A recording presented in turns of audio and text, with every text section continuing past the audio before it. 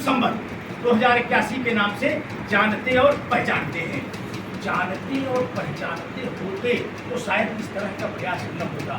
हमारे सनातनी परिवारों में हर घर में वो चाहे या न चाहे जन्म लेने से मरने के एक दिन, जन्म लेने से लेकर मरने के बाद तक जो भी हमारे घरों में कर्मकांड होता है उन घरों में आचार्य के द्वारा संवत्सर का एक उद्बोधन आता है। संवत्सर पिंगल संवत्सर नाम, और कहते हुए वो आचार्य आगे बढ़ जाता है। वह पिंगल संवत्सर के बिना कोई भी कर्मकांडीय या आध्यात्मिक या पारिवारिक कार्यक्रम पूरा नहीं होता। ये पिंगल संवत्सर क्या है यह बताने की कोशिश वह आचार्य हम सबको नहीं करता। क्यों नहीं करता? इसके अनेक कारण हो सकते हैं। यहाँ इस समय उन कारणों में जाना उचित नहीं होगा। तो ये हमें जानना पड़ेगा कि जो आचार्य संवत्सर का नाम लेता है वह क्या है। अगर वह भारतीय नववर्ष है तो ये भारतीय नववर्ष पूरा सनातनी समाज क्यों नहीं मना रहा है? मेरे अंदर यह प्रश्न जरूर आएगा। अगर हम स्वयं की प्रेरणा से राष्ट्र कार्य करने का कोई व्रत लेते हैं, तो अगर हम सामान्य नागरिक की तरह ही जीवन जीते हैं, तो हमारे अंदर कई प्रकार की विकृतियाँ मस्तिष्क में जन्म ले लेती हैं, जो छोटा बड़ा जाति पात ये समाज को बांटकर अपना एक स्थान प्रस्तुत करती हैं। हमारे समाज में ये जो ऊंच नीच और जाति पात छोटा बड़ा का जो भाव है, ये हमारे संगठन का भाव नहीं है। हमारा संगठन ये चाहता है कि समाज में सब समाज अपना है, कोई ना पराया। संगठन का मूल मंत्र संघ ने पढ़ाया। ऐसा पाठ अगर हम पढ़ चुके हैं तभी हम यहाँ इस बैठक में उपस्थित हैं। अब हम इस बैठक में आए हैं तो हमें करना क्या है? करने के लिए कोई विषय चाहिए। तो विषय हम सबको इसी परिसर से 2005 में जब अखिल भारतीय प्रतिनिधि सभा इस परिसर में हुई थी, इसी परिसर से यह विषय निकलकर समाज में भेजा गया था। समाज में क्यों भेजा गया? इसके अनेक कारण हैं। उन कारणों पर यहाँ चर्चा करना उचित नहीं है। जब समाज में भेजा गया, बाबा सत्यनारायण मौर्य रात को 12 बजे उदय भान जी को लेकर जब इस विषय को लेकर पहुँचे और उनसे ये भी कहा गया कि हाँ करा लेना। इन लोगों से अगर हाँ नहीं करेंगे तो करेंगे नहीं। तो जब 12 बजे कोई व्यक्ति, कोई महत्वपूर्ण व्यक्ति, बाबा सत्यनारायण मौर्य भारत माता की आरती के जरिए विश्वविख्यात हैं और वो हमारे आज के इस युग के क्रांतिकारियों में प्रथम पंक्ति में माने जाते हैं। क्रांतिकारी, अपने राष्ट्र पर बलिदान होने की भावना जिसके अंदर है वह क्रांतिकारी है।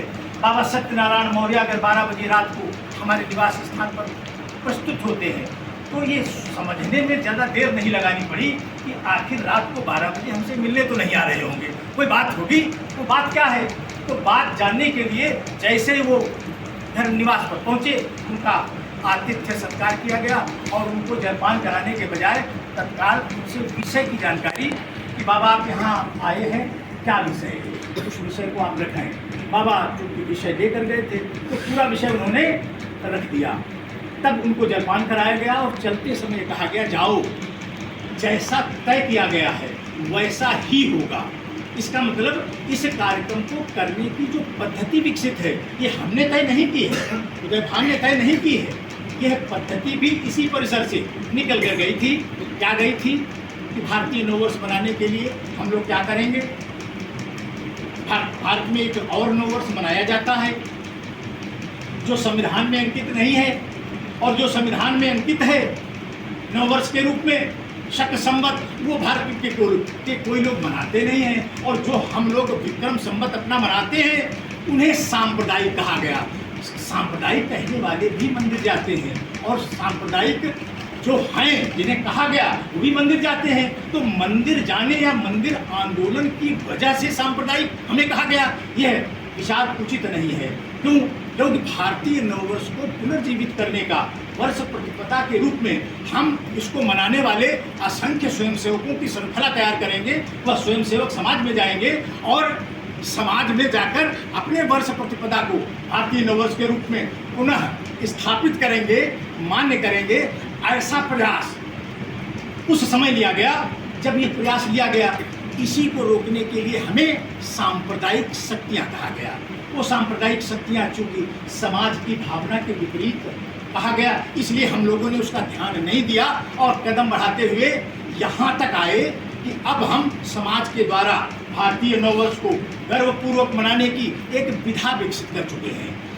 परम पवित्र भगवा ध्वज के समक्ष शाखा पर जाना, वर्ष प्रतिपदा के रूप में प्रणाम करके कुछ आदि संचालक को प्रणाम करना, फिर अपने गुरुदेव भगवान को प्रणाम करना और उस दिन वर्ष प्रतिपदा के बारे में चर्चा करना, ये मेरे स्वयंसेवक निर्माण की गतिविधि है, समाज की गतिविधि नहीं है। और यह भी मेरे ऊपर उच्च अधिकारियों ने ये तय किया कि शाखा पर 1% या 3% ग्रामीण क्षेत्र और शहरी क्षेत्र, इससे ज़्यादा वहाँ नहीं लाए जाएंगे।